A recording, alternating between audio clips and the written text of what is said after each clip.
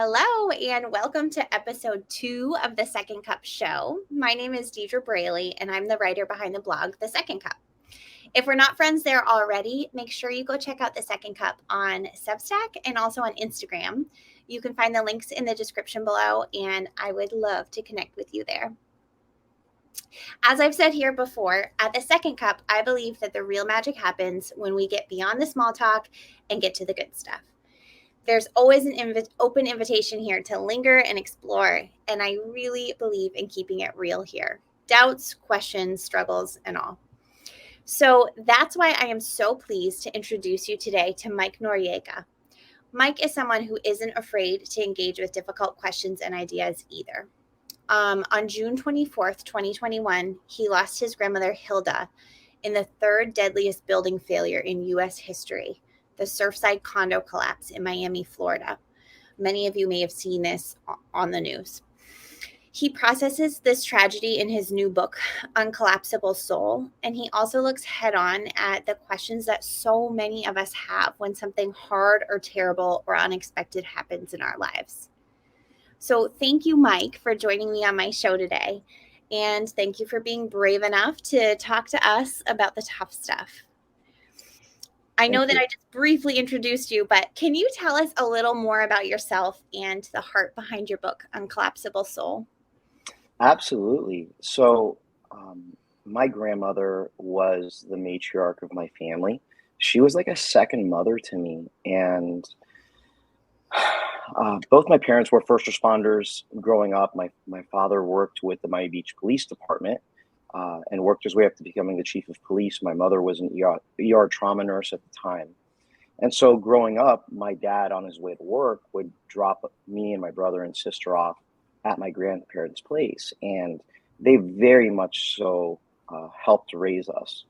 And me and my grandmother had a very special relationship because at the time that I was born, just a few months later, her daughter, her only daughter, my father's sister, was unfortunately killed in a car wreck at 17 years old. And so that absolutely devastated my grandparents and devastated my family. But my grandmother, up until the day that she passed away, she would always say this statement to me that I didn't quite understand until after she was gone. She would look at me and say, "You saved my life." Wow. And now I understand what she means, because in such a time of mourning and death and loss, my grandmother took all of that love and that affection and that adoration she had for her daughter, and she poured it into me like her own son. And so we had a very special bond. And so on June 22nd of 2021, I got one of those middle of the night phone calls that you hope to never receive, and quite honestly, never expect to receive. And we arrived to my grandmother's building, Champlain Tower South. About a third of the building, 55 apartment units, just pancake demolition collapsed in the middle of the night. And it was one of the most traumatic, devastating things that you could ever imagine, to kind of just sit there and look at my grandmother's balcony and just see it right in front of us, knowing that she was somewhere underneath there. And throughout that whole process, my grandmother was the 12th person found on the 6th day. And, through that whole process, I didn't just have to go through a healing process. I went through an entire transformation as a person. I went through a metamorphosis because I just couldn't go back to my old life. I couldn't go back to the way that things were after we buried my grandmother. My life was not the same. And God really stirred something in my soul. And so that eventually gave birth to this book. So really the heart behind it originally was that I learned, one of my favorite quotes is by Mark Batterson from Chase the Lion. And he says that an inheritance is what you leave behind for someone, but a legacy is what you leave behind in someone. And my grandmother left such a legacy of love in my heart that really was a reflection of God's love. Her love was an overflow of God's love. And, my grandmother is still impacting lives, even in her death, probably actually way more lives lives that I've never even met, that she's never even met, in her death, because God is using it. And so this book is really, originally the idea was to capture her legacy and to honor her. But almost a year later, about 10 months after the collapse, I started to connect with families. I got added onto a WhatsApp chat, and I started to learn their stories. And I started to actually relive the experience through, quite honestly, much more traumatic situations. I met, you know, I 3 of the people I write about in my book are actually went down with the building in the collapse and were pulled out of the rubble. Yeah. That day, 101 people went down with the building. 98 of them died, but 3 of them are alive today and have very powerful stories and testimonies. And so there's some very specific families that I just grew a very close and intimate relationship with, that I write about their stories. And it's not just to write about them, but it's to write about how their story has impacted my life and has facilitated in my healing and restoration process. And the other heart behind, or piece of the heart behind this book, is to honor those first responders. And that's so important to talk about, because those first 6 days, the reason it took me so long to connect with those family members in Surfside is because I wasn't with them. I was with the first responders because of my father. And so I watched those first responders on the front lines, digging through the rubble, finding not even bodies, finding body parts. And, I'll never forget, they ran a DNA test on my father because they knew they may not find my grandmother's body. They knew they might find parts of her. Yeah. And so to watch those first responders, they bring that home with them, just like us as victims brought that home with us. And so we often don't think of the first responders as victims themselves, but, part of the book is to honor them. But ultimately, what gave me the confirmation to write this book, and I think truly what the pulse of this book is Psalm 34:18, that the Lord is near to the brokenhearted and rescues those that are crushed in spirit. After the Surfside collapse happened, right across the street, there was a 1-block long memorial wall that became known as the Wall of Hope. And at the time, all these people were missing. And so it was like a prayer wall. It was a memorial wall. I mean, there was flowers, pictures, personal belongings, and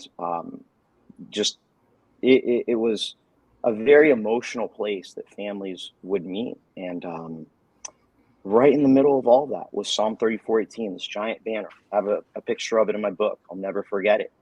And this verse kept popping up in my life.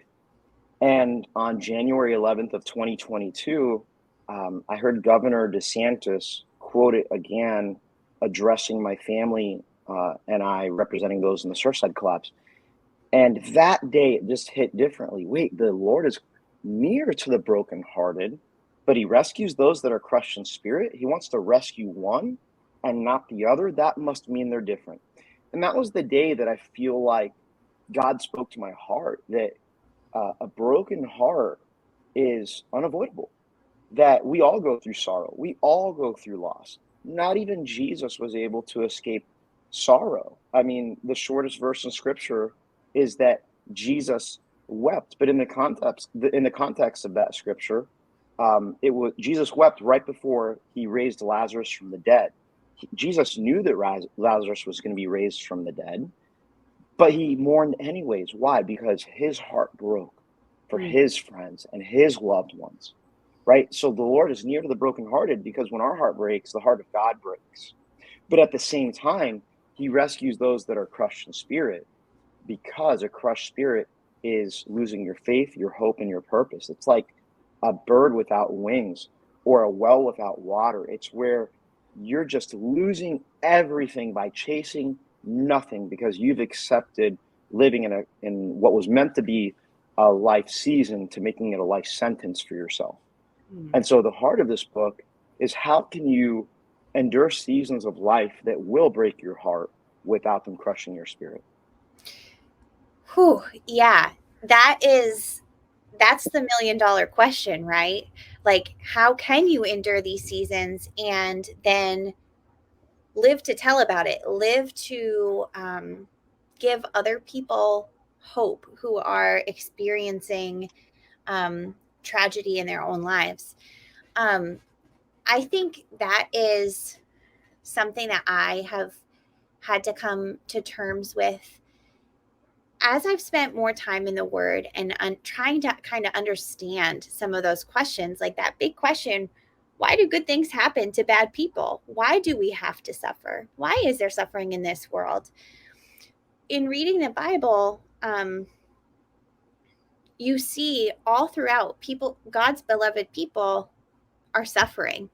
They are not exempt from that suffering. And I was struck just last night. We were reading my son his storybook Bible, and it was the story of the birth of Jesus. And Mary and Joseph are trying to find a place to sleep.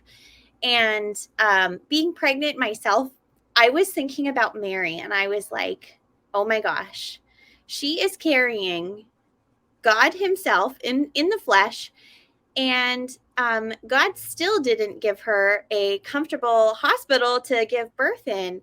She didn't Yep. even know if she was going to have a place to have this baby, and she ended up having him in a barn or a cave or whatever it really was. And so it helps to think, like, I think our tendency sometimes is to be like, is God punishing me? Have I done something wrong? Is that why this tragedy is happening? To remember that even His most beloved, including Jesus, experienced suffering, grief, tragedy, sorrow, and that is just one of the realities of being in this world. But I love that verse that you quoted about how He is near to the brokenhearted.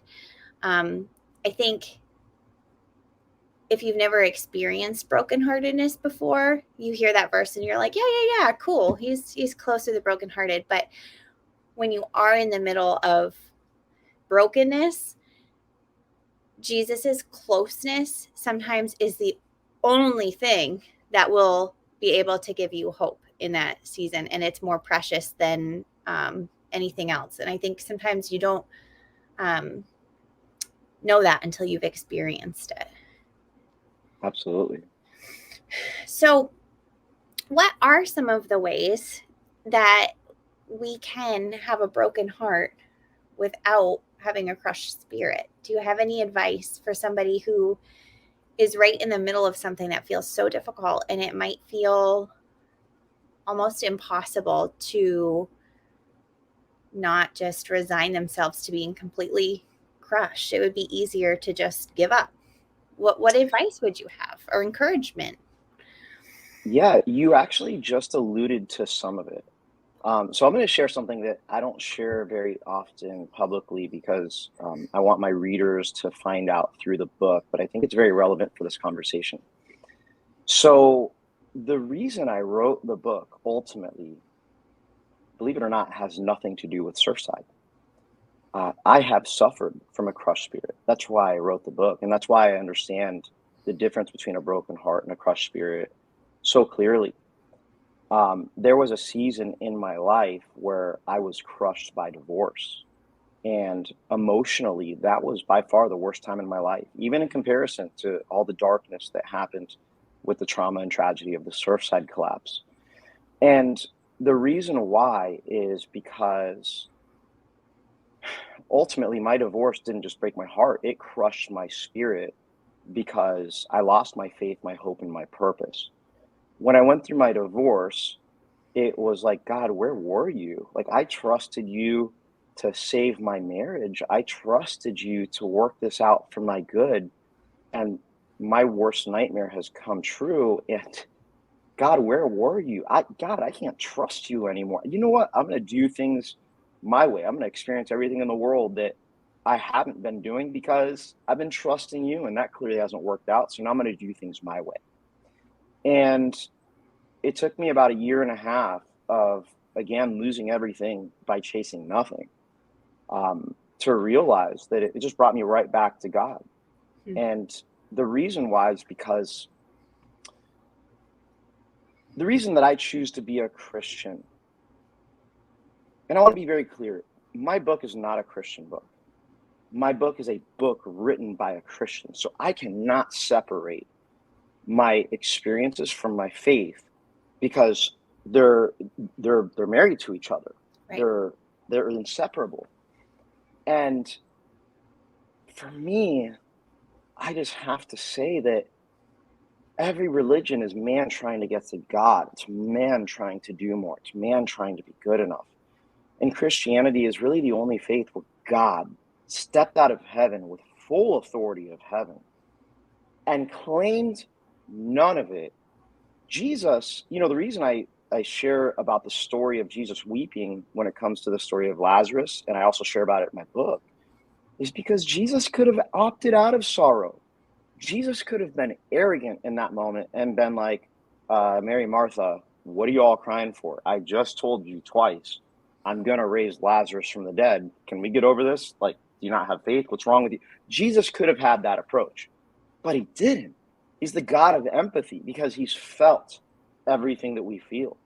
That there's nothing that we go through in life that our God did not feel first, whether it's betrayal, whether it's burial, we're burying somebody we love, whether it's a breakup, like I experienced with my divorce, in whatever form that it comes through, Jesus experienced all of it. And so since it's the only faith that God came to us, what I learned about my season of life of a crushed spirit is that I had used my pain to become an excuse and a source of pride. And that's where it gets dangerous, when bitterness starts to take over, and you start to live by sight and not by faith. And what changed all of that for me is I realized that I had the wrong filter, that I had the wrong perspective. And, I went from thinking like, how could God allow this to happen to me? Where I realized, wait a second, Jesus was perfect. He was God in the flesh. He had all the authority of heaven, but he went through everything I've gone through, and then sometimes a million. He's gone through mental, emotional, physical, and even spiritual torture when he was perfect, and yet the Father forsook the Son, and Jesus felt a loneliness that we could never even feel, that we could never even describe. And so when I realized that, wait a second, because I went through a divorce, because I went through the loneliest season of my life, doesn't mean that God wasn't there for me. It doesn't mean that God betrayed me. As a matter of fact, I can trust God with my pain because he has been there. Because again, he is the God of empathy. He's not, I was watching the new Thor movie, Thor, Love and Thunder.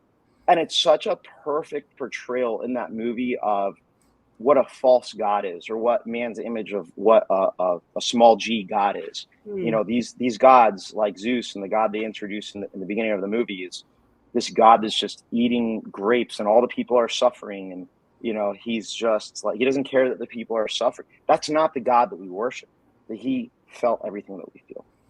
And so that delivered me from the crushed spirit.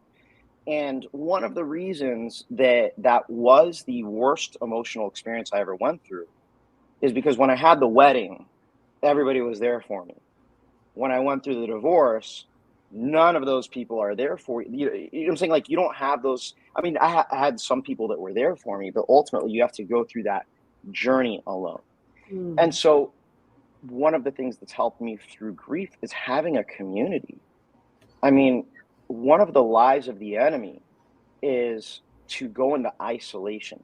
And isolation is so toxic, because isolation is going into hiding really for the purpose of self-medicating, for feeling like a victim, and just kind of not letting anybody in so that you can validate why you should continue feeling sorry for yourself. There's no healing process in it, and there's no end timeline. Whereas solitude, Jesus went into solitude, right? Jesus went into the wilderness. Solitude is an intentional time to pray, to meditate, and to clear your mind and your heart to make room for God, and there's an end timeline. And you allow people to speak into your life. And so a lot of people, they go into isolation because they make an agreement with that lie that they're not worthy of having community, or that people will judge them. And the truth of the matter is that we need community. We need each other.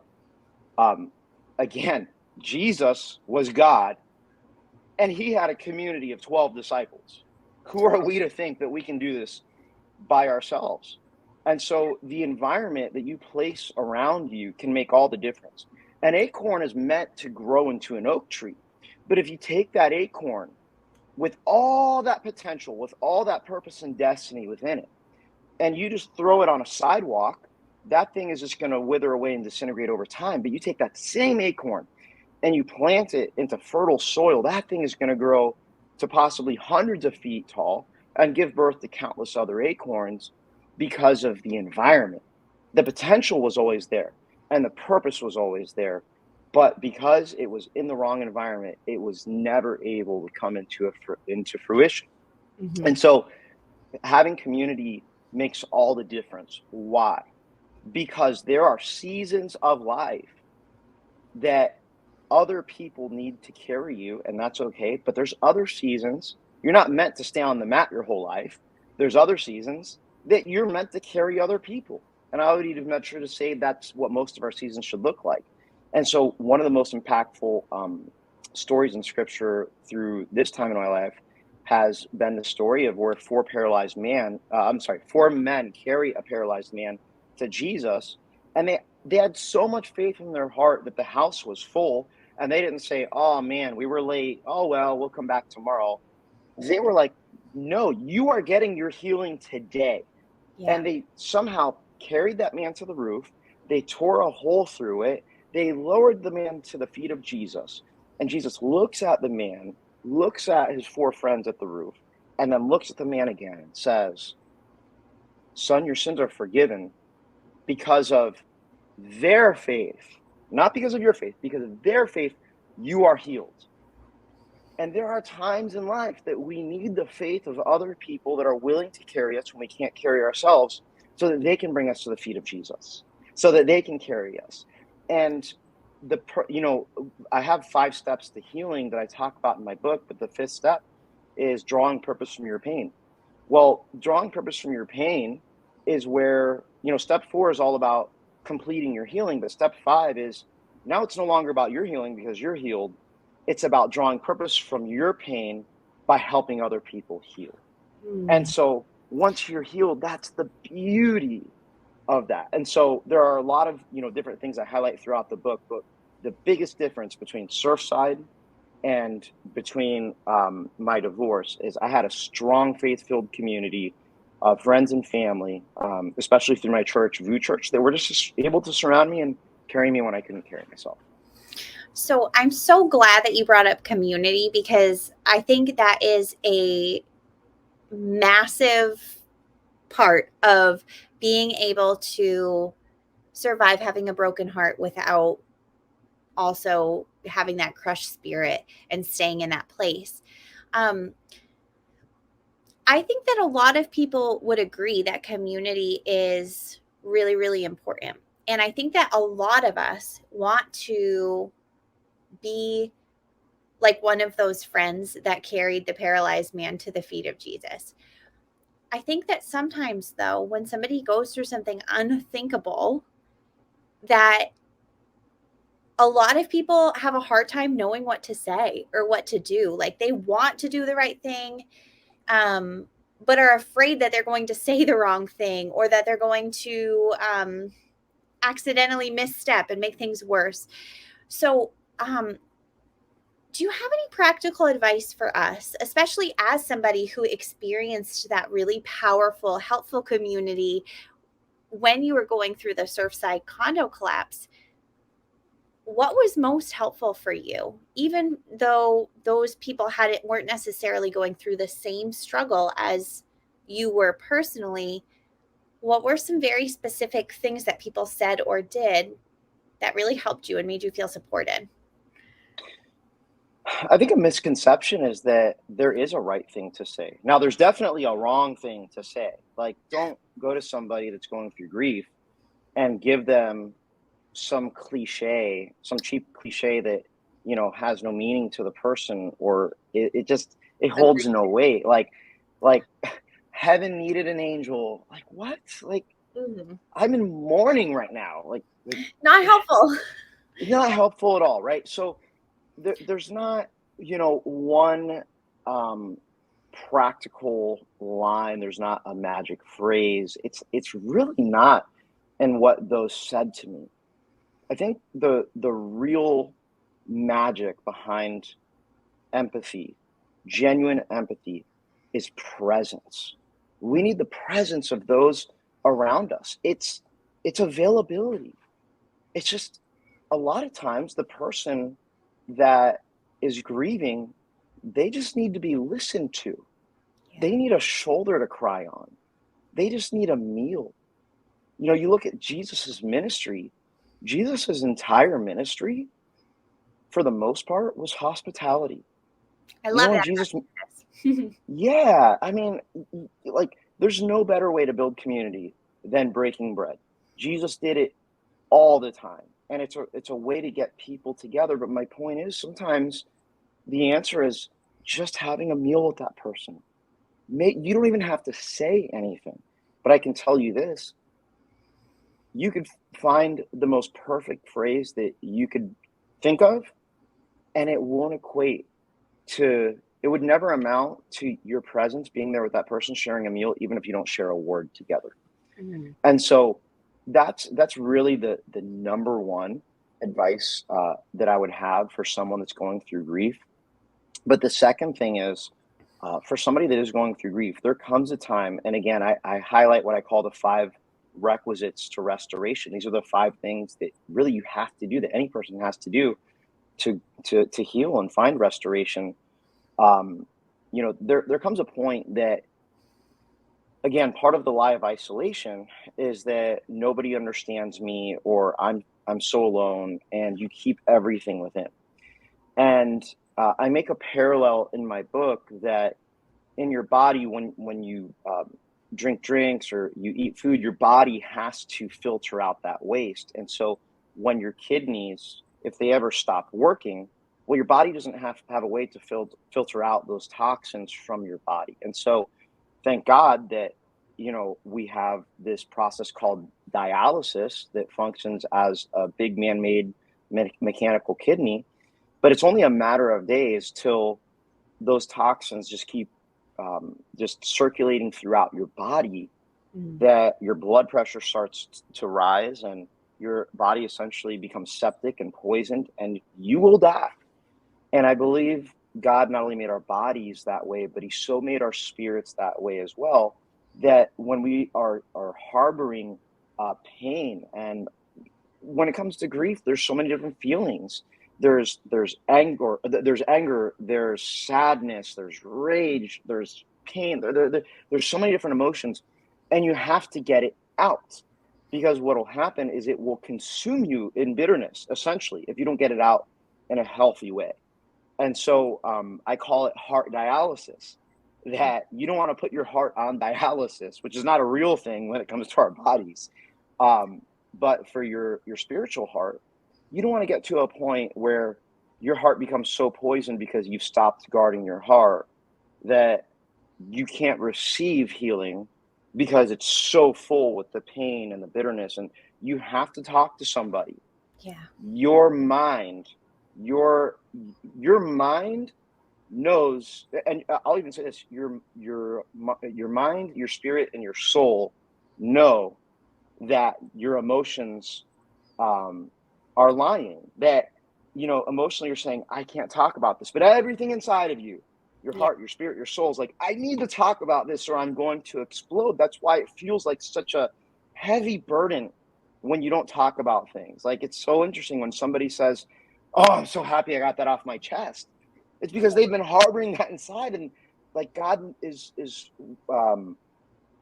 like, it's almost like our mouth is the pathway to our healing, that it expresses our heart and makes room for God to do his work so that we can receive. And so the entire book is based on this premise of your soul becoming uncollapsible, that your soul is meant to be uncollapsible. Just so you know, uncollapsible is actually, I mean, you said you're in an English major or graduate. That's what you have your degree in. And it's just so funny because uncollapsible is not a word in the English dictionary. I make up words all the time. But I came up with that word because when you can go through a broken heart without it crushing your spirit, and you're able to heal and then draw purpose from your pain, your soul is uncollapsible. And ultimately, the reason that my grandmother's building collapsed in the middle of the night is because the building was on a weak foundation. That foundation actually disintegrated over time. And it's really sad that happened. But it's just a picture. What happened to my grandmother's building is a picture of what happens in our own lives when our lives are built on a weak foundation. Mm-hmm. With my divorce, for example, the reason I went through a crushed spirit is I thought my faith was in Jesus. But when my faith was tested, I learned the hard way that my faith couldn't be trusted because my faith was attached to an outcome. And when I didn't get the outcome, it broke my faith. Weak foundation. So my entire book is really dedicated of how can you build your life on a firm foundation and not just go through healing, but grow through healing so that your soul can be uncollapsible. And I think that is God's intention for us, is that when we're able to really lean into him when we're going through really unthinkable circumstances. And that takes so much intention. It would be so much easier to just assume a crushed spirit and just give up right there. But when we make the intentional choice to dig in and see how faithful God is, even in those unbelievable circumstances, that is where just the incredible growth happens. And I have found in my own life that those are the times that make me stronger for the next time, which gives me hope. I think about in Romans, I'm going to get it wrong now, but it's suffering leads to endurance, which builds your character, which you can put your hope in, something like that. And I always used to be like, voice in my suffering, no way. I have it right on my computer. Okay, consider please. it pure joy, my brothers and sisters, whenever you face trials of many kinds, because you know that the testing of your faith produces perseverance, making you mature and complete, not lacking in anything. Thank you. Thank you. Yeah. And, none of us wants to suffer, but don't we all want to be mature in our faith and lacking nothing? And so good. We have experience, or we have scripture all throughout the Bible that is evidence that whether we like it or not, suffering somehow can be the pathway to get to that point where we are lacking in nothing. So I just want to thank you, Mike. It has been such a pleasure talking with you and such an encouragement. I was so encouraged reading your book. I know we talked about this a little bit before we hit record, but how you took something that was so devastating and so personal to you and to so many other people and still managed to have this undercurrent of hope running throughout your whole book. And I know that anyone who reads it will be incredibly encouraged as well. So before we let you go, can you just let us know where we can find you online? Like, where do you hang out on the internet? I see your Instagram handle is on your name, which is super helpful. But where else are you hanging out, and where can we find your book, Uncollapseable Soul? Absolutely. So that's my Instagram and TikTok handle right there. I'm also on Facebook under Uncollapseable Soul, and Twitter under Uncollapseable. And then my book is at all major retailers. Okay. So Amazon, Barnes & Noble, but not Barnes & Noble in stores, online. Online. Okay, noted. I'll make sure to. Sorry. And I also forgot, you can also go to MikeNoriega.com or UncollapsableSoul.com. Uncollapsible ends in ABLE. Okay, perfect. So I'll make sure that I will provide a link to all of those places that you just told us about in the description below this video as well, so that people can go back and find you when they're ready. Awesome. Thank you so much. Thank you so much, Mike. It has been a pleasure talking to you, and we can't wait to see where things go next with your book. Me too. Thank you. I'm so excited. This was an honor. All right. Have a nice day.